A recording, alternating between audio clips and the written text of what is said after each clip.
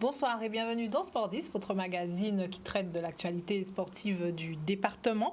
Au programme ce soir, nous parlerons de tennis avec le TC La Pointe qui sera donc représenté par monsieur Cédric Damal. Bonsoir. Bonsoir. On reviendra également sur la 4e épreuve du Grand Prix du Conseil départemental. Et puis nous irons aussi du côté du Sporting Club de Dugazon, du Tennis Sporting Club de Dugazon, où les activités ont débuté ce mercredi. Voilà. Et on part tout de suite donc du côté de la coupe, du Grand Prix du Conseil départemental. Donc une épreuve qui ralliait Saint-François à Goyave, 134 km donc cet après-midi. Vous allez pouvoir donc voir en images quelques images de cette étape. Donc après avoir parcouru quasiment 350 km le week-end dernier, les équipes étaient au rendez-vous de ce deuxième week-end pour pouvoir justement donc prendre le départ de ce deuxième week-end d'épreuve. Donc en images, comme je vous disais, l'épreuve d'aujourd'hui que vous allez voir pendant que je vous présente la suite donc de ce Grand Prix.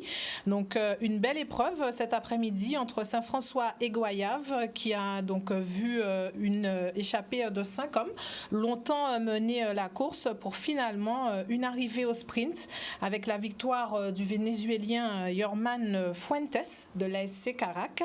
Et donc demain et dimanche, suite et fin de cette 18e édition du Grand Prix du Conseil départemental avec une 5e épreuve qui se déroulera entre Vieux Habitants et Vieux Habitants, 82 km de course avec un départ prévu à 9h.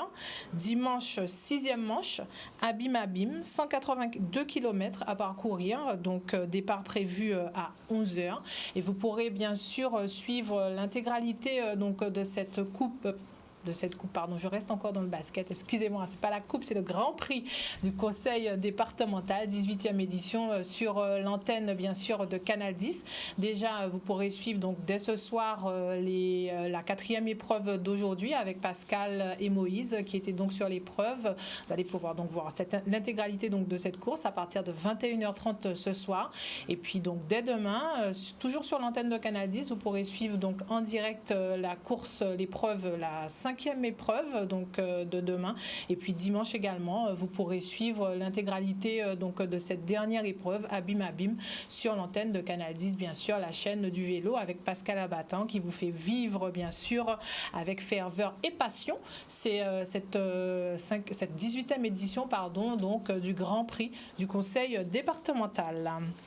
On va se tourner maintenant vers notre invité, donc Cédric, bonsoir. Bonsoir. Alors TC La Pointe, donc nouveau nom, nouvelle aventure. Donc est-ce que vous pouvez nous présenter du coup ce nouveau club de tennis ?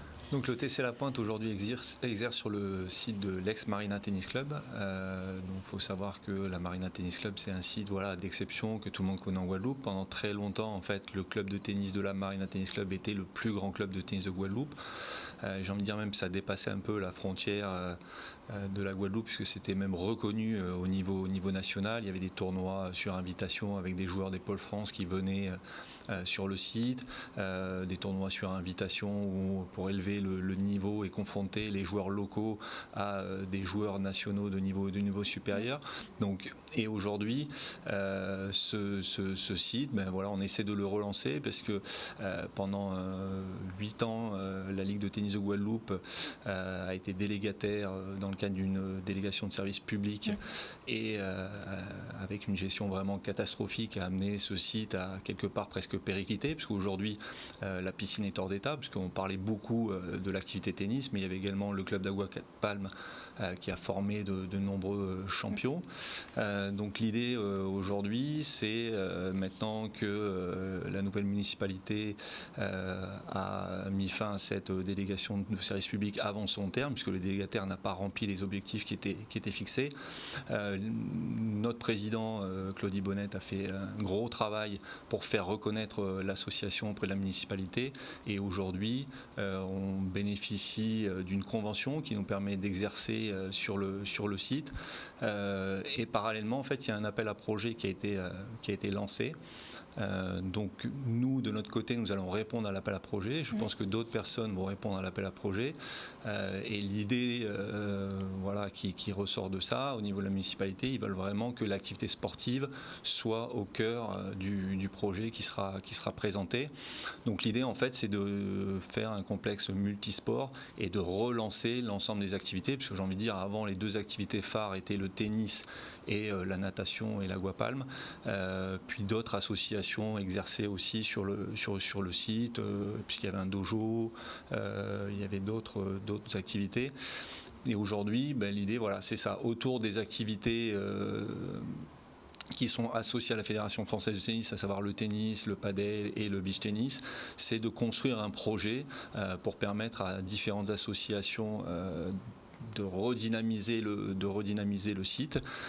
Et donc l'idée c'est vraiment de redynamiser ce site pour faire à nouveau venir les familles, pour faire les investissements nécessaires pour remettre le site en état, parce que c'est vrai que malheureusement aujourd'hui, depuis une dizaine d'années, il n'y a eu aucun investissement de fait.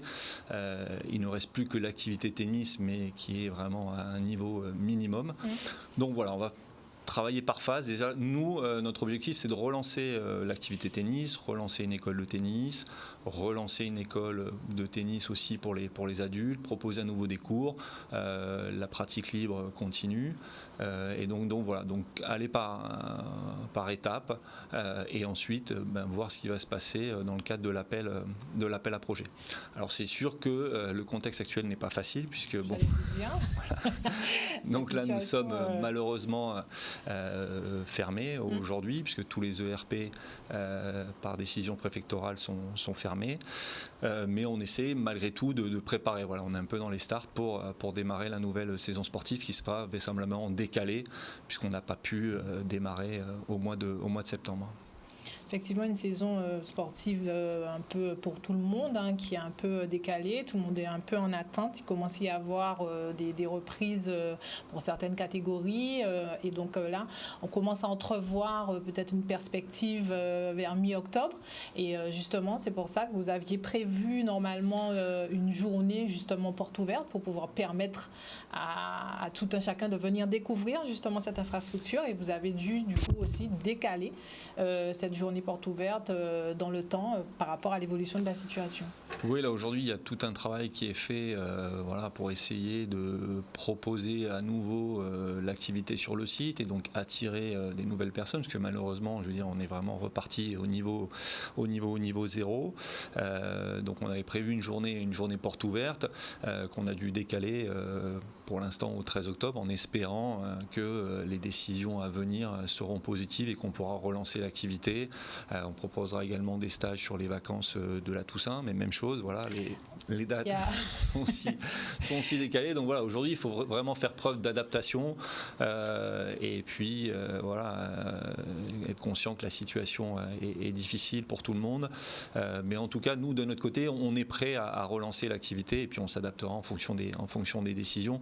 Mais voilà, on a bon espoir quand même que d'ici la mi-octobre et dans le pire des cas fin octobre, on pourra proposer des choses dans le cadre de l'activité tennis dans un premier temps sur le site. Alors justement, donc vous avez parlé de ce site, le retour aussi, on va dire, de la gestion via la ville de Pointe-à-Pitre, ça vous permet aussi de pouvoir vraiment développer une logique sportive sur le territoire de la ville de Pointe-à-Pitre, offrir aussi du coup une offre sportive beaucoup plus riche aussi. C'est un atout dans un sens pour la ville et pour du coup votre infrastructure. C'est vraiment du coup aussi un jumelage important. Exactement, d'autant que on a eu aussi aussi des discussions avec d'autres partenaires comme la Dragès.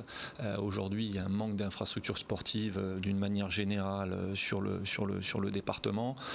Donc effectivement, de pouvoir à nouveau compter sur un site dans un esprit multisport pour pouvoir permettre à différentes associations de pouvoir développer leur activité, c'est vraiment un point important, puisqu'il est évident que le partenariat aujourd'hui, il doit se faire dans une dimension publique, privée. On ne peut pas compter uniquement sur les municipalités, sur les régions, sur le département pour financer des infrastructures sportives qui sont quand même coûteuses.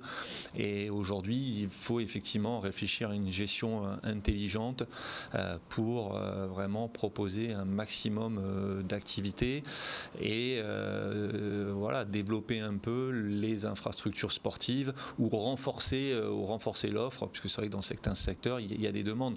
Nous, on est en relation avec l'association qui gérait l'activité nautique, donc l'Aguapalme. Bon, aujourd'hui, ils bénéficient de quelques créneaux sur la piscine intercommunale des Abîmes, mais c'est pas suffisant pour eux. Il y avait des scolaires qui venaient sur le site. Aujourd'hui, je suppose qu'ils ont dû rebondir sur un autre site, notamment pour la natation. Voilà, donc c'est vraiment proposer un site multisport qui permettra aussi bien aux pratiquants de loisirs qu'aux compétiteurs de venir pratiquer les différentes activités qui seront proposées, mais également faire bénéficier le public scolaire. Puis après, il y a des actions sociales qui peuvent se faire également, puisqu'il y avait un CLSH qui fonctionnait sur le site, il y avait différents CLSH qui venaient aussi sur le site. Donc je veux dire, bon, quelque part, il y a une perte importante par le fait qu'aujourd'hui, le site n'est plus en mesure d'accueillir tous ces publics. Donc voilà, donc ça va se faire par étapes. Et ensuite, il y a un autre volet, il y a aussi le volet touristique. C'est-à-dire qu'aujourd'hui, il y a quand même beaucoup de touristes qui viennent sur l'île et peu d'activités qui sont proposées. Bon, c'est sûr que les touristes viennent en Guadeloupe pour les activités nautiques, pour un certain nombre d'activités très ciblées ou pour des activités de pleine nature en basse terre, mais il y a un certain nombre d'activités qui pourraient être proposées et développées justement pour dynamiser le site et puis voilà, rendre la ville aussi attractive. Donc on espère que ce partenariat prendra forme très prochainement.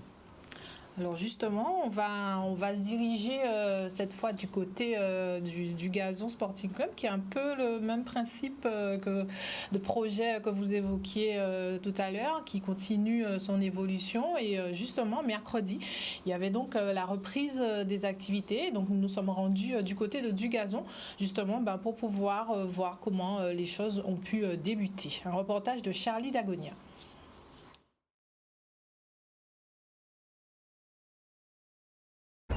D'accord, prêt? Top! On fait signe, on saute.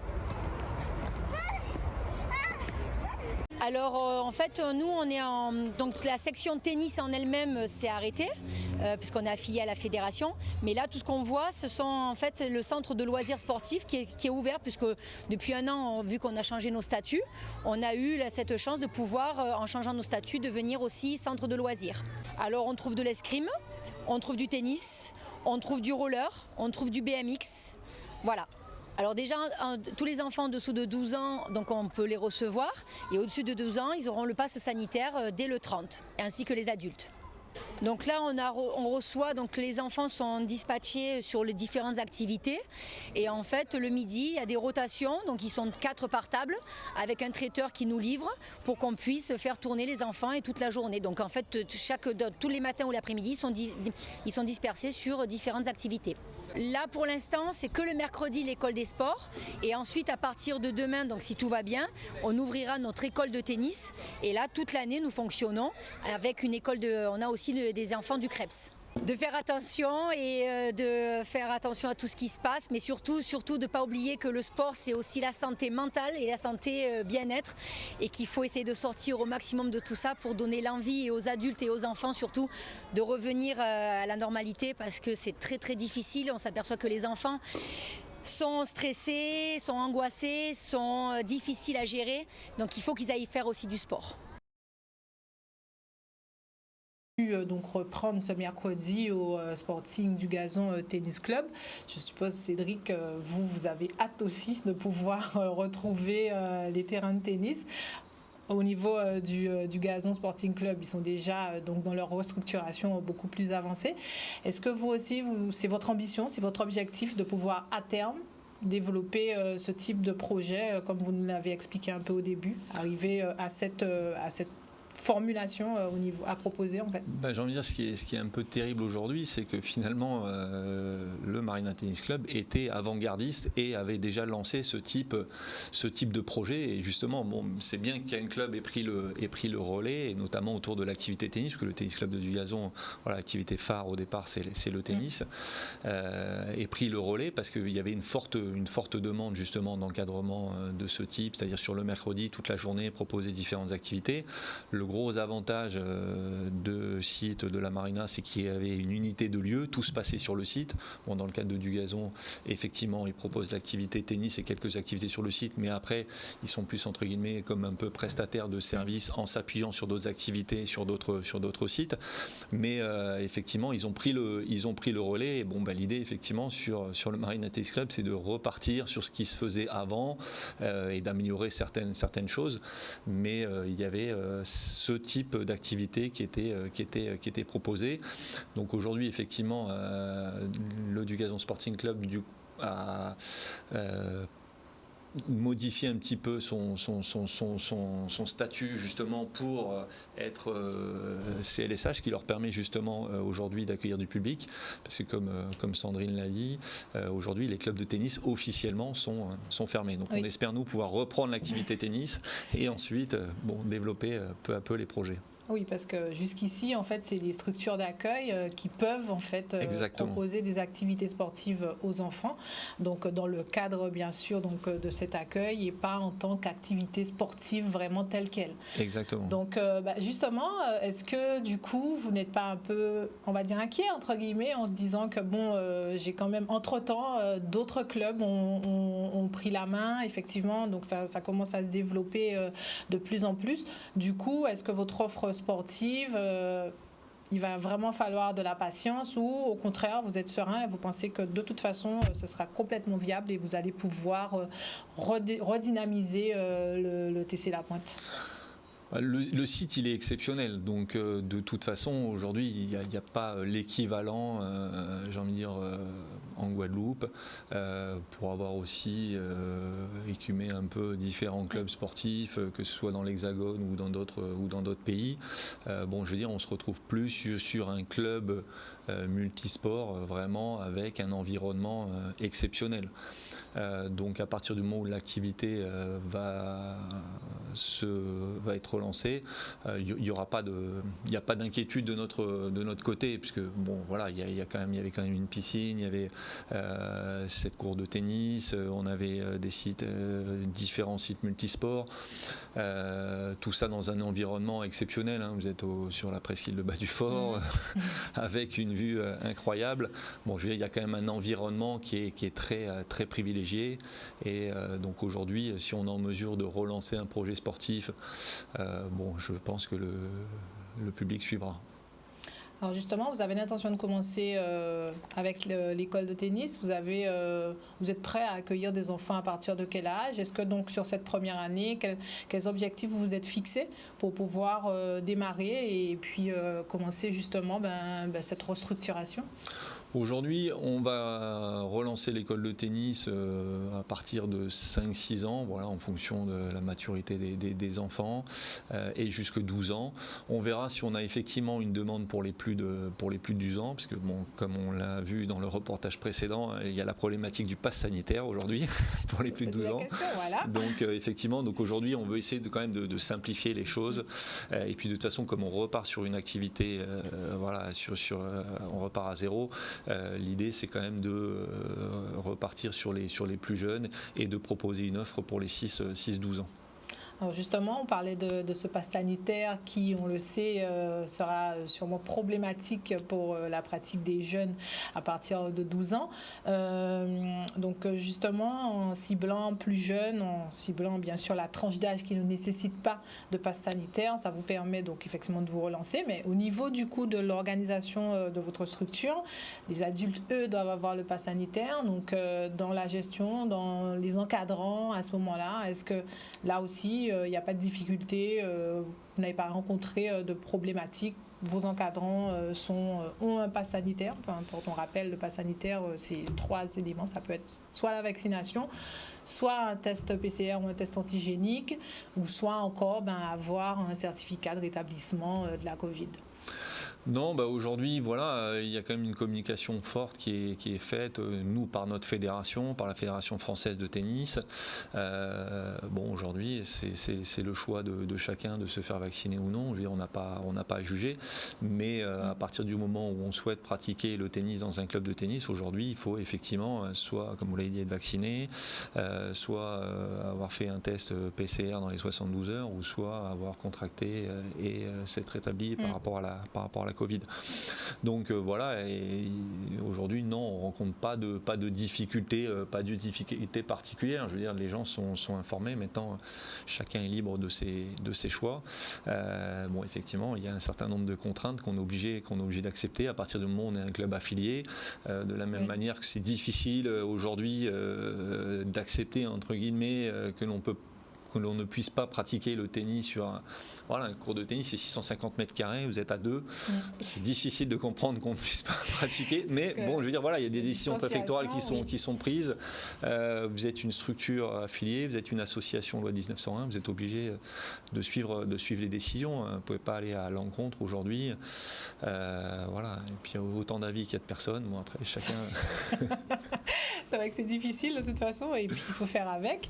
Donc dans l'évolution, donc à terme, donc votre projet sur le long terme, une fois que vous allez relancer donc l'école de tennis petit à petit, donc c'est la restructuration, et donc étape par étape pouvoir donc proposer des joueurs à tous les niveaux et pouvoir par la suite sortir également de grands joueurs. En fait, tout va dépendre aussi du porteur de projet. Il y a un appel à projet. Donc nous, pour l'instant, en fait, on a une convention pour 6 mois, reconductive par période de 1 mois, tant qu'il n'y a pas de nouveaux délégataires. Voilà. Donc après, nous, j'ai envie de dire, quel que soit le porteur de projet, ce que l'on souhaite, c'est être intégré dans le projet, parce que je pense que, en tout cas au niveau de la ville de Pointe-à-Pitre, l'objectif c'est quand même que l'activité tennis reste l'activité phare du site avec la piscine. Après, il y a différentes pistes qui ont été évoquées, différentes propositions concernant la mise en place d'activités. Et donc aujourd'hui, voilà, les porteurs de projets vont aller dans ce sens. Et l'objectif, nous justement, le fait de relancer dans un premier temps l'activité de tennis, quelque part, c'est de montrer notre capacité à dynamiser cette activité sur le site et à pouvoir intégrer le projet qui sera remporté dans le cadre de l'appel à projet. On se rend compte tout de même que l'activité tennis est quand même un sport bien représenté en Guadeloupe. Il y a pas mal de clubs tout de même répartis sur le territoire. C'est un sport qui finalement fonctionne très bien sur la Guadeloupe. Enfin, j'ai envie de dire, aujourd'hui, la Fédération française de tennis a fait beaucoup d'efforts dans les années 80, début 90, pour justement développer énormément de clubs de tennis dans l'Hexagone et dans les différents départements d'outre-mer. Maintenant, j'ai envie de dire, aujourd'hui en Guadeloupe, l'activité tennis souffre. Les clubs de tennis ont des infrastructures pour la plupart qui sont défectueuses. Donc voilà, c'est très difficile aussi pour des jeunes compétiteurs d'avoir les mêmes chances et la même égalité de chances que des joueurs qui pratiquent dans l'Hexagone, compte tenu des coûts liés au déplacement. Moi j'ai encadré un certain nombre de joueurs et de joueuses de très bon niveau, et on se rend compte qu'effectivement il y a beaucoup de difficultés, et puis j'ai envie de dire, les institutions au niveau local ne remplissent pas complètement leur rôle et ne soutiennent pas suffisamment vraiment les clubs dans leur projet. Donc le tennis en Guadeloupe, effectivement, il y a des clubs un peu partout sur le territoire, mais aujourd'hui, et encore plus avec la situation actuelle, les clubs souffrent et sont en difficulté. Donc bon, j'espère que la situation va s'améliorer et qu'à l'avenir, il y aura un vrai projet, parce qu'aujourd'hui, j'ai envie de dire, faut savoir que la situation actuelle du Marina Tennis Club, c'est quand même assez incroyable, est liée au fait que la Ligue de tennis de Guadeloupe était délégataire d'une délégation, dans le cadre d'une délégation de service public, et a amené ce club là où il en est, dans une situation catastrophique. Donc ça en dit long quand même sur la capacité de gestion de la Ligue de tennis de Guadeloupe aujourd'hui. Et bon, je veux dire, les clubs, c'est pas facile. Vraiment, la situation est très compliquée. Alors justement, on a quand même malgré tout des jeunes qui arrivent justement à partir. On a quelques-uns. Donc c'est un peu comme toutes les activités, on arrive malgré tout à faire de bonnes choses dans la douleur. Donc justement, est-ce que vous, donc votre ambition à terme, avec le porteur de projet aussi sur la ville de Pointe-à-Pitre, de pouvoir continuer et développer un projet vraiment qui soit en adéquation avec le territoire? De toute façon, j'ai envie de dire, dans un club de tennis aujourd'hui, bon, il y a la part loisir qui représente une grande part de l'activité, mais l'objectif, c'est quand même de former des jeunes joueurs et de les accompagner le mieux possible et le plus longtemps possible. Mais effectivement, à partir du moment où on a des joueurs qui atteignent un certain niveau, on sait très bien qu'ils doivent être amenés à partir et soit s'orienter sur les structures de l'Hexagone, donc des structures privées ou des structures type Pôle France, soit après s'orienter sur les États-Unis, dans des académies, ou après un peu plus tard dans les collèges et les universités. Mais nous, l'objectif dans un premier temps, ce sera effectivement d'avoir une école de tennis de qualité, un centre de compétition, et puis après les choses se feront par étapes. Les 6 premiers mois, on va dire, vont être décisifs quand même pour justement montrer que le projet est viable et que le projet a pleinement sa place au niveau de la ville de Pointe-à-Pitre. Aujourd'hui, il n'y a pas de pression particulière. L'idée, c'est simplement de communiquer, d'expliquer aux gens qu'il y a un projet, que le site va renaître. Maintenant, on est dans une situation un peu délicate. Moi, je connais beaucoup de personnes qui souhaiteraient revenir sur le site, mais malheureusement, aujourd'hui, on n'a pas des infrastructures qui sont en adéquation avec la qualité la qualité naturelle du site. Donc c'est difficile aujourd'hui d'attirer des personnes si nos infrastructures ne sont pas de qualité. Donc là, c'est vraiment la première phase, un peu la genèse, relancer l'activité, expliquer qu'il y a une activité qui va être relancée et qu'il y a un projet sur le site.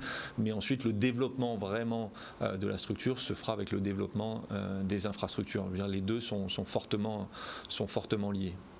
Parce que justement aussi, les JO, l'engouement pour l'activité sportive va aussi être un élément moteur, un vecteur en fait de développement, vous pensez, qui va permettre justement de pouvoir trouver des partenaires pour pouvoir justement redonner ce nouvel élan à cette infrastructure? Nous, on a une chance énorme, c'est-à-dire qu'avec l'activité tennis, malgré tout, on est fortement représenté au niveau des médias. Je veux dire, le tennis fait partie des disciplines qui sont très, très suivis, pas autant que le football, pas autant que peut-être que la Formule 1, qui sont les disciplines phares, mais j'ai envie de dire, il y a quand même une visibilité médiatique, il y a Roland Garros, il y a une fédération qui est très structurée, qui a des moyens. Au niveau international, le tennis est pratiqué dans quasiment tous les pays du monde. Les grandes nations ont des grands joueurs de tennis. Bon, même si on voit effectivement que l'activité est fortement représentée en Europe, il y a eu là je ne sais pas si vous avez suivi un peu la Lever Cup, une compétition et un projet qui est porté par Roger Federer et puis Rafael Nadal.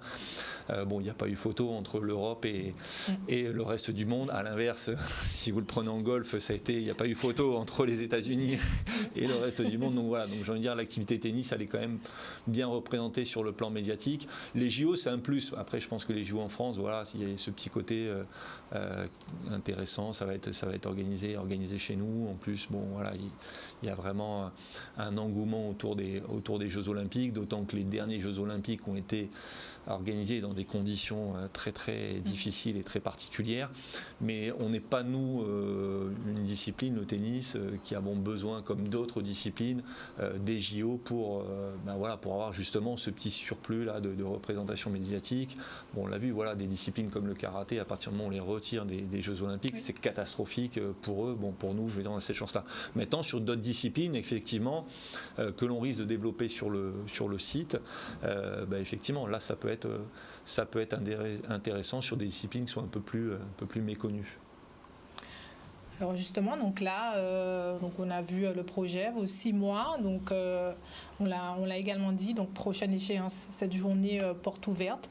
Donc une fois que tout sera lancé, on a parlé aussi donc de cet appel à projet. Donc l'objectif final à terme, c'est de pouvoir donc redorer ou retrouver en tout cas la Marina Tennis Club entre guillemets dans sa nouvelle version.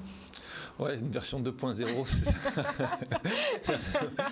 Ouais, vous savez, je suis venu en 98 pour la première fois ici en Guadeloupe faire un tournoi sur invitation au Marina Tennis Club. Donc c'est vrai que j'avais un souvenir assez incroyable parce que je me disais quand même un club comme ça avec 1200 membres, il y avait énormément de monde, il y avait une vie incroyable sur ce site. Donc c'est vrai que j'ai toujours ça un peu en moi et je me dis vraiment ce serait vraiment très bien de relancer l'activité et de retrouver ça parce que c'est vrai que ça faisait quand même partie des plus grands clubs français. Je veux dire, les clubs de plus de 1000 membres, il y en a 50 à peu près dans tout l'Hexagone. Donc je veux dire, c'était quand même exceptionnel. Et aujourd'hui, oui, voilà, l'objectif, il est quand même de redevenir le plus grand club de Guadeloupe, tennis, et puis ensuite de développer un certain nombre d'activités et d'autres activités qui n'étaient pas proposées avant sur le site. Mais voilà, on a un site d'exception. Maintenant, il faut réfléchir à un beau projet où on va pouvoir réorganiser les choses pour avoir un grand complexe multisport qui n'existe pas aujourd'hui. Je veux dire, il y a des complexes sportifs, mais vraiment ce type de complexe multisport, ça n'existe pas. Et l'idée, c'est vraiment de réussir à relancer ce projet. Ça peut être aussi un véritable atout avec la piscine, comme vous l'avez dit, pour justement les préparations des sportifs, avoir justement sur place, sur un même lieu, à disposition tous ces outils. Effectivement, dans votre projet, ça peut aussi être un centre de préparation pour les sportifs.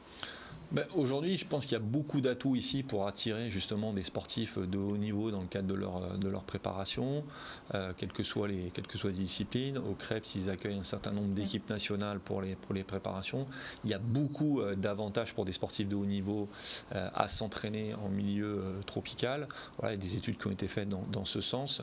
Donc effectivement, derrière, il y a aussi la volonté d'attirer et de faire venir des sportifs de haut niveau dans le cadre de leur préparation. Ça, c'est tout à fait envisageable si on a un site de qualité. Et puis ensuite, il y a tout l'aspect formation. C'est-à-dire qu'on peut aussi avoir un site et il y a des déficits aujourd'hui aussi dans le cadre de la formation pour accueillir les publics. Moi, je connais un certain nombre d'étudiants en STAPS qui souffrent aussi du manque d'infrastructures. Ils sont baladés à droite, à gauche, etc. Voilà, ça reste compliqué. Donc ça, effectivement, c'est un point important. Et puis j'ai envie de dire de développer un site multisport, ça veut dire derrière qu'il va y avoir de l'emploi. Il y a vraiment aussi dans le domaine sportif matière à faire pour proposer de l'emploi, pour proposer des formations et puis justement qu'il y ait des débouchés, parce qu'aujourd'hui le domaine de la formation génère beaucoup recettes, de moyens, etc. Il y a des organismes de formation un peu partout, les contrats d'apprentissage, etc. L'emploi pour les jeunes. Mais à terme, il faut qu'il y ait des débouchés, il faut que les jeunes puissent exercer un métier. Et dans le domaine du sport, effectivement, il y a une forte demande. Donc à nous de faire les choses pour que les différents volets, que ce soit sportif, scolaire, social, formation, sport de haut niveau, se fassent sur un site comme celui-là. Et effectivement, il y a la place pour le faire. Donc voilà, nous on est confiants et on espère vraiment que l'appel à projet permettra, que ce soit nous ou d'autres, enfin que ce soit pour nous ou pour d'autres, de mettre en place un projet vraiment de qualité. Mais effectivement, le choix du délégataire, il sera encore une fois très important. On l'a vu avec la Ligue de tennis de Guadeloupe, pour rappeler encore une fois, à partir du moment où vous avez des gens qui ne savent pas gérer, vous vous retrouvez dans une situation qui, au bout de 8-10 ans, peut devenir catastrophique. C'est très difficile de construire dans le temps, par contre pour détruire, ça peut aller très très très très vite. Aujourd'hui, qu'est-ce qui le site en fait est à quel niveau comme vous l'avez dit, les choses se sont dégradées dans le temps. Aujourd'hui, le site est à quel niveau, on va dire, dans sa façon de pouvoir pratiquer, en tout cas dans sa... Comment on peut justement pratiquer? On peut se dire que là, on arrive à... J'ai vu que vous aviez mis sur votre site, sur votre page, que ça y est, la lumière était revenue. Donc étape par étape, quels sont, on va dire, les grands travaux en fait à venir pour au moins déjà permettre, dans les 6 mois à venir, d'avoir une pratique qui soit quand même un peu agréable? Aujourd'hui, on peut pratiquer l'activité de tennis, même si les conditions ne sont pas au top. On peut pratiquer l'activité tennis. De ce côté-là, il n'y a pas de problème, mais ça se limite à ça. Je veux dire, la piscine est hors d'état, le dojo est hors d'état. Donc et j'ai envie de dire après, effectivement, dans le cadre du développement d'une école de tennis, d'un centre de compétition, d'adultes, loisirs, etc., j'ai envie de dire, même les cours de tennis sont à rénover. Donc il va falloir aussi que ce projet se fasse en différentes phases. Dans un premier temps, investir sur la rénovation des infrastructures, tennis, et aussi reconfigurer, parce qu'aujourd'hui il y a 7 cours de tennis, il n'y a peut-être pas besoin d'avoir 7 cours de tennis sur le site, on peut proposer d'autres choses. La piscine aussi, ce sera un élément important, d'autant que dans ce cadre-là, je pense qu'on peut vraiment être soutenu par la Drages, puisqu'effectivement il y a une étude sur le manque de piscine ici en Guadeloupe, et j'ai envie de dire quand même c'est un élément important au niveau scolaire. Apprendre à nager, c'est quand même un point, un élément fondamental. Et donc dans un premier temps, sera de revoir les infrastructures, j'ai envie de dire, à l'intérieur du site, et ensuite il y a aussi tout l'aménagement de la presqu'île, puisqu'il y a différentes associations qui pratiquent le football au bout de la presqu'île. Et donc cette partie-là est effectivement aussi à réaménager et à rendre attractive, parce qu'aujourd'hui, c'est laissé un petit peu... pas à l'abandon, mais il y a moyen de faire un beau site avec la marina d'un côté, la presqu'île de Val-du-Fort de l'autre. On a une visu sur le Memorial Act. Il y a moyen, justement, la ville de Pointe-à-Pitre a un atout très très fort, et aujourd'hui il faut le jouer, cet atout. Justement, on sait que les investissements dans les infrastructures aussi se font souvent attendre, c'est pas forcément facile. Donc c'est vrai que quand on vous écoute, on peut avoir un très beau complexe, quelque chose de magnifique, mais financièrement c'est quelque chose aussi qui va demander beaucoup. Alors est-ce que vous avez le sentiment que ça va être possible, il faudra peut-être patienter dans les 10 années à venir avant d'aboutir à un projet complètement fini et à quelque chose de pouvoir être, du moins quelque chose qui sera complètement exploitable, parce que quand on vous entend, effectivement, c'est quelque chose qui semble tout de même demander un financement très important. À un moment donné, que tout le monde se mette autour de la table et discute vraiment de ce que l'on veut faire de ce site. Et encore une fois, il ne va pas falloir compter uniquement sur les subventions publiques pour rénover le site. Donc après, si ça se fait en bonne intelligence, il y a moyen de faire quelque chose d'intéressant.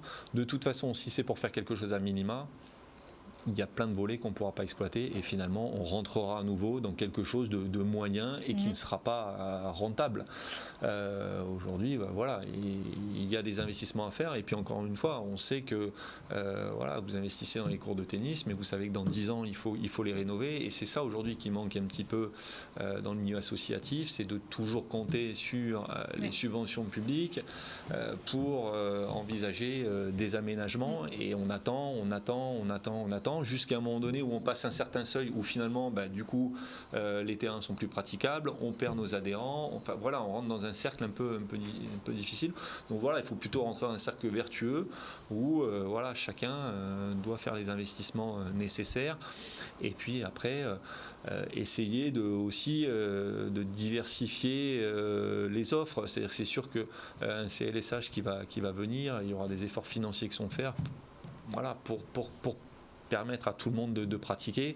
Après, sur les pratiquants loisirs ou justement sur le public touristique, bon, on va dire là, il y a une activité qui va être payée à son juste prix. Il ne faut pas aller dans ce qui se fait à l'américaine, où là c'est le tout privé, où je veux dire vous avez les moyens, vous pratiquez, vous n'avez pas les moyens, tant pis pour vous. Voilà, il faut trouver un équilibre, mais il va falloir que les différents partenaires, que ce soit la Dragès, la région, la ville de Pointe-à-Pitre et le porteur de projet, voilà, discutent très clairement de ce que l'on veut faire sur le site. Mais moi j'envisage pas effectivement un projet moyen sur le site parce que finalement, on n'aura pas le retour sur investissement. Après, il ne s'agit pas d'avoir non plus un projet démagogique avec des infrastructures. Il faut pouvoir gérer derrière. Il faut pouvoir gérer. Je veux dire, moi, j'ai été pendant 3 ans entraîneur national pour la Fédération royale marocaine de tennis. Dans le cadre des Jeux d'Afrique, il y a eu un complexe incroyable qui a été construit à Casablanca, voilà, avec un stade de foot de 120 000 places, avec une grande piscine, et puis après derrière la gestion, et de toute façon on le voit aussi dans les pays qui organisent les Jeux Olympiques, il y a des investissements conséquents, mais après il faut réfléchir aussi à la gestion du site. Donc voilà, il faut s'appuyer sur des professionnels, sur des gens qui vont pouvoir justement définir un projet viable et puis derrière, voilà, un projet d'exploitation de la structure qui permettra de rentabiliser les investissements qui ont été faits et de continuer à investir. C'est ça qui est vraiment important. Aujourd'hui, si les petits jeunes qui regardent ou les parents de ces enfants qui regardent et se disent j'ai envie donc justement que mon enfant du coup fasse du tennis, comment ça se passe en général chez les enfants, qu'est-ce qu'ils apprennent pour débuter le tennis, comment ça se passe? C'est une activité qui est de toute façon très ludique pour les tout petits. Oui, aujourd'hui on a la chance quand même d'avoir ce qu'on appelle une pédagogie évolutive, avoir du matériel évolutif. Voilà, on est sorti de l'âge où on avait tous les mêmes raquettes en bois, très lourdes, avec des balles dures. Et puis les plus doués s'en sortaient, les moins doués, c'était tant pis pour eux. Là aujourd'hui, voilà, on a du matériel adapté et puis toute une pédagogie qui permet à tous les enfants de progresser. C'est évident que de toute façon en fonction des qualités de chacun et surtout de l'investissement en termes de temps, parce qu'il est évident que en pratiquant 1 heure par semaine une activité, on est dans la découverte. Il est évident qu'il ne faut pas s'attendre à devenir un champion. Mais bon, on peut réussir. Alors, il faut vraiment être très doué. Voilà. Mais bon, de toute façon, si vous êtes très doué, à un moment donné, vous allez rentrer dans le système un peu plus compétition, vous allez jouer un peu plus, vous entraîner un peu plus, et ça, c'est valable toutes les disciplines. En tout cas, voilà, on est dans l'approche ludique, et l'avantage aussi, c'est qu'aujourd'hui, grâce au matériel évolutif, on peut tout de suite rentrer dans l'activité. On n'est plus non plus dans une activité où on développe uniquement la motricité et où on ne touche pas une balle et une raquette avant un certain temps. Donc tout de suite, les enfants ont une balle, une raquette dans la main, et puis après, il y a beaucoup d'activités autour de la motricité. Mais on a différents niveaux au tennis. Ça démarre par le ballon blanc, c'est-à-dire qu'on commence à faire rouler le ballon avec la raquette voilà, au sol. Ensuite, il y a la notion d'appréciation trajectoire, on est sur le terrain rouge. Après, il y a le terrain orange, le terrain vert et ensuite le terrain normal. Donc, il y a différentes étapes voilà, avec différentes compétences à acquérir. Et à ce niveau-là, c'est vrai qu'on est une des fédérations qui est quand même très très bien structurée au niveau de l'enseignement de l'activité. Alors, justement, vous parliez à un moment donné du beach tennis. Oui. Alors, justement, le Dugason Tennis Club va proposer à partir donc, de la semaine prochaine, donc justement le beach tennis. Donc, si jamais vous voulez avoir plus d'informations, rapprochez-vous donc du Dugason Tennis Club. Donc, ça va commencer à partir de la semaine prochaine. Donc, les inscriptions également vont débuter. Donc, nouvelle activité qui se développe sur le territoire. On est effectivement sur une île, la plage pas loin, donc c'est aussi un moyen, vous êtes aussi un peu dans cette situation, donc ça c'est aussi une activité qu'à terme vous pourriez mettre en place comme vous le disiez. Moi je le pratique personnellement, dans le cadre d'un autre club, on propose également des stages avec la découverte du beach tennis. Le beach tennis est très présent en Guadeloupe. On a Nicolas Gianotti qui a perdu en finale, je crois, des championnats du monde, qui fait partie des meilleurs joueurs français. Je l'ai eu au Krebs dans le cadre de l'activité tennis lorsqu'il était plus jeune. Lui s'orientait vraiment sur le beach tennis qui était pratiqué essentiellement sur la plaine des sports au Moule, puisque c'est le seul site aujourd'hui permanent avec des terrains de beach tennis. La seule contrainte qu'il y a aujourd'hui, effectivement, c'est qu'on a beaucoup de plages, mais il faut amener son kit, il faut l'installer, on ne peut pas pratiquer le soir. Donc ça manque aussi en Guadeloupe, une structure permanente, et notamment sur la région pointoise, avec un site où on peut pratiquer le beach tennis ou le beach volley, parce que l'avantage c'est que c'est le même terrain pour le beach tennis et le beach volley, et ce qui change c'est la hauteur du filet. Et donc effectivement sur le site de la Marina par exemple, c'est un des projets phares aussi, ce serait d'avoir une structure permanente de beach tennis, parce que c'est une activité effectivement qui est très ludique et qui est facile d'accès. Aujourd'hui, on se rend compte tout de même qu'il y a beaucoup d'alternatives, en tout cas de pratiques. Les sports évoluent beaucoup, c'est-à-dire qu'avant, on était effectivement centré sur le tennis et sur telle surface. Et c'est vrai que là, dans sa pratique, il y a beaucoup donc, de sports qui évoluent. Et c'est vrai que du coup, nous, aux Antilles, déjà avec nos problèmes d'infrastructure, c'est vrai que l'accès justement au beach tennis, beach volley, il y a aussi le hand qui peut se jouer sur le sable. Donc c'est vrai que c'est aussi à nous de prendre justement le pas et de justement développer aussi ces activités-là. Quand on sait que on a déjà des problèmes d'infrastructure et que c'est peut-être moins coûteux de développer des structures dans ces milieux-là. Sur un terrain de tennis, en fait, vous faites 4 terrains de beach tennis. Et le coût, c'est simplement du sable et puis l'investissement matériel pour les filets. Donc le coût est beaucoup moins important. Donc effectivement, il faut réfléchir à ce type d'activité. Moi, je regrette effectivement qu'il n'y ait pas plus de structure permanente, alors qu'une structure permanente, c'est pas très compliqué. C'est juste mettre 2 poteaux sur une plage. On a ça à la plage de l'Arawak au Gosier, où il y a 2 poteaux qui sont installés. Et malheureusement, il n'y en a pas suffisamment, et ça permettrait effectivement de développer et de proposer une activité un petit peu différente et totalement adaptée au contexte, parce que finalement dans l'Hexagone, le beach tennis ça prend pas vraiment, parce que vous le pratiquez l'été, vous n'allez pas le pratiquer l'hiver. Vous avez quelques structures permanentes, mais ça veut dire que c'est des structures couvertes qui sont très coûteuses. Ici on peut le pratiquer toute l'année, et j'ai envie de dire c'est dommage effectivement qu'on n'ait pas plus de structures permanentes pour pratiquer le beach tennis, qui fait partie aussi de la Fédération française de tennis, parce que c'est une des disciplines associées avec le padel qui j'espère va se développer aussi très prochainement. Très bien. En tout cas, merci beaucoup Cédric d'être venu ici. Merci à vous pour l'invitation. Parler. C'était avec plaisir. Donc justement, juste un petit rappel, si jamais les gens veulent vous contacter pour prendre des infos sur le TC La Pointe et savoir justement quand est-ce que l'ouverture sera possible et la journée porte ouverte également. Voilà, nous avons une page Facebook Tennis Club La Pointe sur laquelle nous communiquons régulièrement les informations. Donc n'hésitez pas à aller sur la page, et il y a toutes les informations concernant les les enseignants. Il y a un autre enseignant qui travaille avec moi également, Michel Frémiot. Donc voilà, donc, si les gens veulent pratiquer le tennis, ils sont le bienvenu. Et puis j'espère qu'on relancera l'activité très prochainement sur le site. Voilà, à hauteur de la qualité du site. Très bien, je l'espère également. Donc, pour justement, avec nos problèmes d'infrastructure, qu'on puisse exploiter bien sûr tout ce potentiel qu'on a ici en Guadeloupe et ne pas laisser mourir des infrastructures, que celles-ci soient utilisées à bon escient.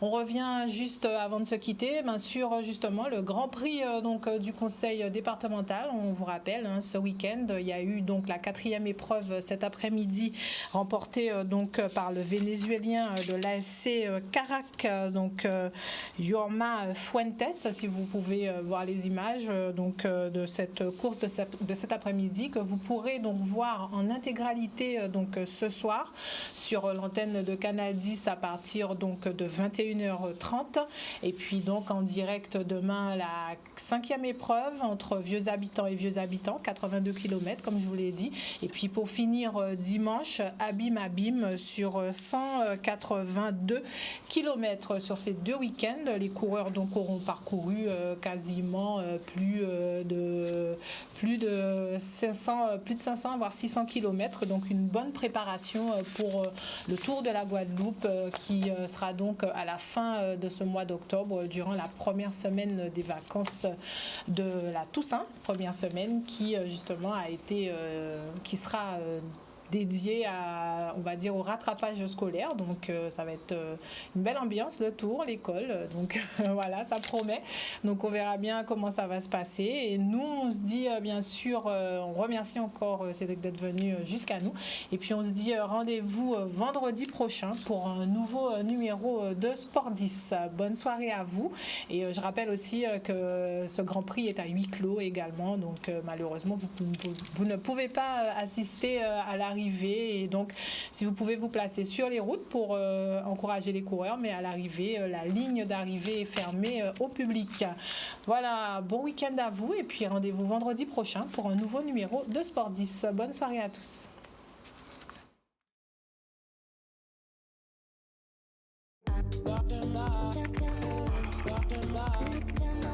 Doctor